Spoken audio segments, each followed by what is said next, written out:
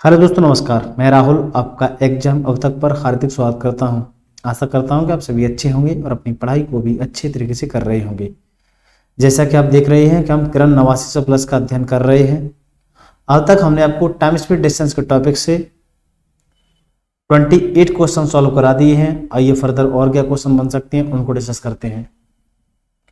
Question number 29 आपकी screen पर है। A man traveled a distance of 80 km in 7 hours, partially on foot at the rate of 8 km per hour and partially on bicycle at 16 km per hour. The distance traveled on the foot is। अगर मैं इसका हिंदी अनुवाद करूं तो एक व्यक्ति है 80 kilometre की दूरी 7 घंटे में तय करता है, जिसमें से कुछ हिस्सा 8 किलोमीटर घंटे की चाल से पैदल तय करता है और शेष हिस्से को 16 किलोमीटर घंटे की चाल से बाइसिकल से तय करता है। तो पूछा गया है कि पैदल द्वारा कितनी दूरी तय की गई। तो इस क्वेश्चन को करते हैं। बेसिक से आप खुद सॉल्व करना, मैं आपको बताता हूं एक औसम सा तरीका जिससे आप इस क्वेश्चन को बड़ी आसानी से सॉल्व कर सकते हैं। 80 किलोमीटर की दूरी थी, 7 घंटे में तय किया गया है, जिसमें से कुछ हिस्सा फुट से पैदल से 8 किलोमीटर घंटे की चाल से तय किया गया है और कुछ हिस्सा बाइसिकल से 16 किलोमीटर घंटे की चाल से तय किया गया है। अच्छी तरीके से समझना, अगर आप इस लॉजिक को समझ गए तो आप किसी भी क्वेश्चन को, इस तरीके के किसी भी क्वेश्चन को आप बहुत आसानी से सॉल्व आउट कर सकते हैं।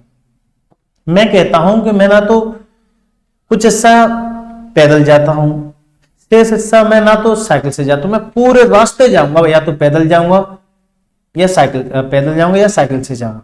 तो मैं अभी जाता हूं, रिसेंट पैदल जाता हूं। मैं पूरे रास्ते 8 किलोमीटर घंटे चाल से 7 घंटे जाता हूं पैदल। 8 किलोमीटर घंटे चाल से और 7 घंटे जाऊं तो 56 किलोमीटर दूरी तय करूंगा। अरे 56 किलोमीटर क्यों आ रही है? मेरे को दूरी तो तय करनी थी 80 किलोमीटर। ये दूरी कम क्यों आ रही है? ये कम दूरी इसलिए आ रही है कि जो साइकिल की स्पीड थी उसको 16 ना मान के मैंने उसको भी 8 किलोमीटर दूरी कम आंका है, कम एज्यूम किया है, कम माना है। 8 किलोमीटर दूरी कम, सॉरी 8 किलोमीटर चाल जब मैं कम कर देता हूं बाइसिकल की, तो इसलिए दूरी कम आ रही है। कितनी दूरी कम आ रही है? तो आप करेंगे 80 में से 56 गया तो कितना हो जाएगा? 4, 24 किलोमीटर की दूरी कम तय की बाइसिकल की। जब 8 किलोमीटर घंटे चाल कम कर देता हूं बाइसिकल ने 24 किलोमीटर की दूरी कम तय की। तो 8 किलोमीटर प्रति घंटे की चाल अगर में बाइसिकल की कम करते हैं तो 24 किलोमीटर दूरी कम तय करते हैं। अरे वास्तविक चाल में अपनी 16 किलोमीटर घंटे की चाल से चले बाइसिकल तो कितनी दूरी तय करेगी? तो 24/8 जिसका चाहिए उसका मल्टीप्लाई 8 दूनी 16, 24 दूनी 48 किलोमीटर। आपके पास बाइसिकल का रास्ता आ चुका है, बाइसिकल से उसने कितनी दूरी तय की? 48 किलोमीटर। तो ऑब्वियस है 32 किससे की होगी? फुट से की होगी। एक तो ये तरीका रहा। फिर आप ऐसे कह सकते हैं नहीं जरूरी है कि हम पूरे रास्ते पैदल जाएं, हम तो पूरे रास्ते बाइसिकल से जाएंगे। तो जी हाँ, जा सकते हैं पूरे रास्ते। अगर बाइसिकल से जाया जाए, 7 घंटे बाइसिकल से जाया जाए तो 16 गुणा 7 करेंगे तो 112 किलोमीटर देखने को मिलेगा। अरे 112 किलोमीटर क्यों? मेरे को दूरी तय करनी थी 80 किलोमीटर। एक्स्ट्रा क्यों आ रही है? एक्स्ट्रा इसलिए आ रही है कि पैदल की जो स्पीड थी उसको मैंने 16 मान लिया है। अगर 8 किलोमीटर घंटा में अपनी पैदल चाल बढ़ा दूं तो दूरी ज्यादा मिलती है। कितनी?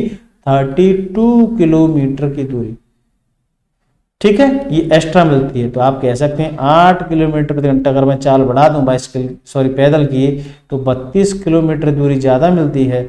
मैं अपनी वास्तविक चाल से चलूं तो 8 किलोमीटर घंटे चाल से चलूं तो कितनी दूरी तय करूंगा? तो 32/8 गुणा 8 जो चाहिए उसका मल्टीप्लाई जो था उसका डिवाइड। 8 से 8 काट हो गए तो 32 किलोमीटर की दूरी आ जाएगी पैदल से। अब 32 पैदल से आ जाएगी तो ऑब्वियस से बाइसिकल से कितनी आ जाएगी? 48 किलोमीटर की। तो आशा करता हूँ आपको ये लॉजिक समझ आया होगा। बढ़ते हैं अगले क्वेश्चन की ओर। क्वेश्चन नंबर 30 बहुत अच्छा क्वेश्चन है। क्वेश्चन को समझिए, क्वेश्चन को समझने की कोशिश कीजिएगा। A car driver leaves Bangalore at 8:30 AM and expect to reach a place 300 km from Bangalore at 12:30 PM. At 10:30 he finds that he has covered only 40% of the distance. By how much he has to increase the speed of the car in order to keep up its scheduled time. अगर मैं इसका हिंदी अनुवाद करूं तो एक car driver है 8:30 बजे बेंगलोर से रवाना होता है और 300 किलोमीटर दूर एक डेस्टिनेशन उसने चूज किया, वहां पर पहुंचना चाहता है 12:30 PM पर। लेकिन वह 10:30 पे पाता है कि उसने कुल दूरी का 40% हिस्सा ही कवर कर पाया है। तो पूछा गया है कि शेष हिस्से के लिए क्या चाल रखी जाए जिससे जो समय निर्धारित किया उसी समय पर, एक्चुअल समय पर पहुंचे, 12:30 बजे ही पहुंचे। तो इस क्वेश्चन को करते हैं। पूरी डिस्टेंस कितनी थी? 300 किलोमीटर की, ठीक है, 300 किलोमीटर की डिस्टेंस थी। 8:30 बजे निकलना है और 12:30 बजे पहुंचना है। तो कितना टाइम लगेंगे? 4 घंटे लगेंगे, 4 घंटे लगेंगे। लेकिन उसने 8:30 बजे से जैसे ही 10:30 बजे, 10:30 बजे तक वो पाता है कि कुल दूरी का 40% हिस्सा ही कवर कर पा रहा है। 10:30 बोले तो 2 घंटे में उसने क्या किया है? केवल 40% हिस्सा ही कवर कर पाया है। तो किस चाल से गया होगा? सबसे पहले तो आप डिस्टेंस निकालेंगे। 40% डिस्टेंस तय की है तो इसका मतलब 40 का तुम 300 का तुम 40% निकालेंगे तो कितना देखने को मिलेगा? 120 किलोमीटर की दूरी देखने को मिलेगी। 120 किलोमीटर की दूरी उसने केवल 2 घंटे में तय की है, 8:30 से 10:30। तो स्पीड कितनी रही होगी इस दरमियान में? 120/2 घंटे 60 किलोमीटर की रही होगी। अब आपको देखना होगा कि 10:30 से 12:30 तक कुल कितना शेष समय बचा हुआ है? 2 घंटे ही शेष बचे हैं और दूरी बची है शेष कितनी? अगर हम 300 में से 120 सब्ट्रैक्ट करेंगे तो 180 किलोमीटर की दूरी बची है। और 180 किलोमीटर की दूरी को मस्ट है कि हमें 2 घंटे में ही तय करना है। तो आप स्पीड क्या रखेंगे? स्पीड रखेंगे 180/2 आवर, कितनी? 90 किलोमीटर प्रति घंटे की चाल रखनी होगी। और आपसे पूछा यह गया है कि कितनी चाल बढ़ाई जाए, कितनी चाल बढ़ाई जाए। तो आपकी पहले 60 किलोमीटर चली है शुरुआत में 120 किलोमीटर की दूरी पर। अब आपने फाइनली कर दिया 90 किलोमीटर प्रति घंटे की चाल। तो आपने कितनी चाल बढ़ा दी है? 30 किलोमीटर प्रति घंटा अपनी स्पीड को राइज कर दिया है। अगर इतने दिए गए समय में आपको पहुंचना है डेस्टिनेशन पर तो आपका ऑप्शन के आंसर देखने को मिलेगा, 4th ऑप्शन देखने को मिलेगा। आसानी से इस क्वेश्चन को कर सकते हैं। बढ़ते हैं अगले क्वेश्चन की ओर। 31 question. A man is walking at the speed of 10 km/h.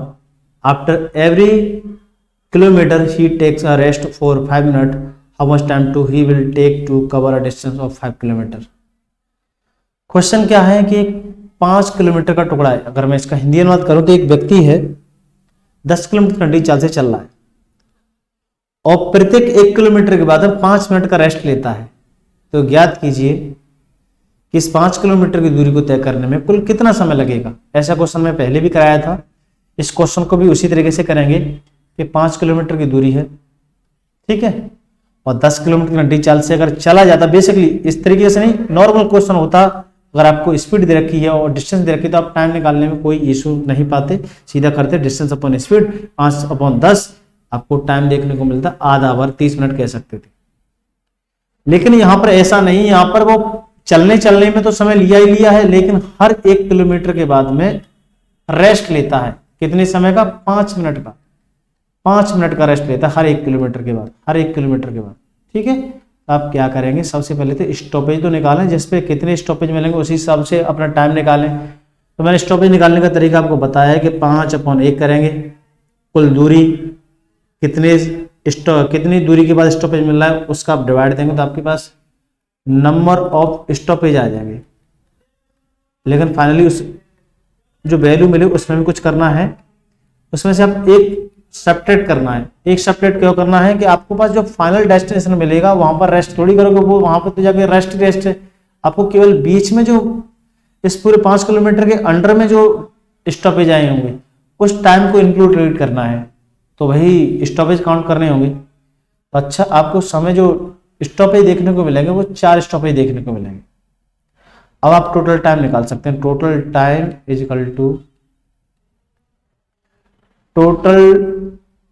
Equal to चलने में कितना समय लिया? 5 किलोमीटर, और 10 किलोमीटर घंटे चाल से चले जाए तो ये समय लेगा, और 4 स्टॉपेज है, 5 मिनट हर स्टॉपेज रुकता है। तो यहाँ से देखेंगे तो आपको आधा घंटे देखने को मिलेगा, और यहाँ से देखोगे तो 20 मिनट देखने को मिलेगा। आप फाइनली आधा घंटा बोले तो 30 मिनट, और 20 मिनट आप आंसर कह सकते हैं 50 मिनट इस पूरी दूरी को तय करने में लगेगा। और दैट्स, आशा करता हूँ आपको अच्छी तरीके से समझ आया होगा। बढ़ते हैं अगले क्वेश्चन की ओर। आंसर इसका सेकंड ऑप्शन होगा। 32 question. A train cover a distance of 10 km in 12 minutes. If the speed decreased by 5 km per hour, the time taken by it to cover the same distance is equal to। एक रेलगाड़ी है 10 kilometre की दूरी 12 minute में तय करती है। अगर 5 किलोमीटर घंटा चाल कम कर दी जाए तो इसी समान दूरी को तय करने में कुल कितना समय लगेगा। आइए इस क्वेश्चन को करते हैं। आप ऐसे रेशियो से भी कर सकते हैं, आप बेसिक से भी कर सकते हैं, आप किसी भी तरीके से कर सकते हैं इस क्वेश्चन। आपको मैं बताता हूं, यहां पर रेशियो से ही बताता हूं। जब डिस्टेंस समान है, जब डिस्टेंस जिस डिस्टेंस पे पहले गए हैं 10 किलोमीटर की दूरी पर पहले गए जिस स्पीड से उसी स्पीड पर अब गए, स्पीड पहले थी, पहले उस पहली वाली स्पीड को निकालिए और अब की स्पीड को निकालिए, जब भी तो रेशियो बनाएंगे। डिस्टेंस इक्वल है तो स्पीड का रेशियो बना सकते हैं। Speed equal to distance upon time होता है। डिस्टेंस इक्वल है तो आपको स्पीड और टाइम का रेशियो, स्पीड और टाइम में रिलेशन बनता है। अगर स्पीड का रेशियो पता है तो टाइम का रेशियो बना सकते हैं। और टाइम का अगर रेशियो पता होगा तो पहले से अब में कितने समय का अंतर है ये बता सकते हैं। पहले कितना समय ले रहा था, अब कितना समय ले रहा है ये बता सकते हैं। आइए इस क्वेश्चन को करते हैं, ज्यादा आपको जब समझ आएगा।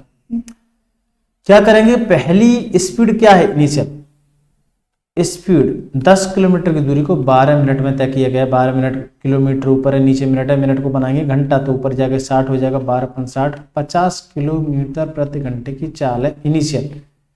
तो एस इनिशियल और एस फाइनल, पहले 50 थी अब घट के रह गई है 45, क्योंकि 5 किलोमीटर घंटा कम किया है। तो आप क्या करेंगे, इसका रेशियो बनाएंगे तो क्या देखने को मिलेगा, 10 और 9 नॉट दैट। जब टाइम का रेशियो फिर क्या हो जाएगा, टाइम इनिशियल और टाइम फाइनल क्या होगा, 10, 9 और 10 नॉट दैट। अच्छा, पहले जो तुम कह रहे हो को पहले कितना समय लेते थे, पहले लेते थे जो 9 जो रेशियो है उस रेशियो का मतलब है 12 मिनट, 9 बराबर 12। तो आप लिख सकते हैं 9 जो रेशियो उसे रियलिटी में कह रहे हो इनिशियल 12 मिनट का समय। इस समय तो मेरा 10 रेशियो है तो उस समय, इस समय पर वर्तमान में क्या समय है। तो अब क्या करेंगे, 12/9 जो चाहिए उसका मल्टीप्लाई, 3 चौक 12, 3 3 9, 40/3 आपको मिनट देखने को मिलेगा, जिसे आप कह सकते हैं 13 से 1/3। आपको 40/3, ये ऑप्शन थोड़ा सा आपको गलत लग रहे होंगे, आपको ये सेकंड ऑप्शन आपको आंसर देखने को मिलेगा, यही आपका आंसर है। आशा करता हूं कि आपको जितने भी मैंने क्वेश्चन आपको कराए हैं अच्छे तरीके समझ आए होंगे। आशा करता हूं कि आप अपनी प्रिपरेशन को बूस्ट कर पाएंगे। मिलते हैं अगले लेक्चर में।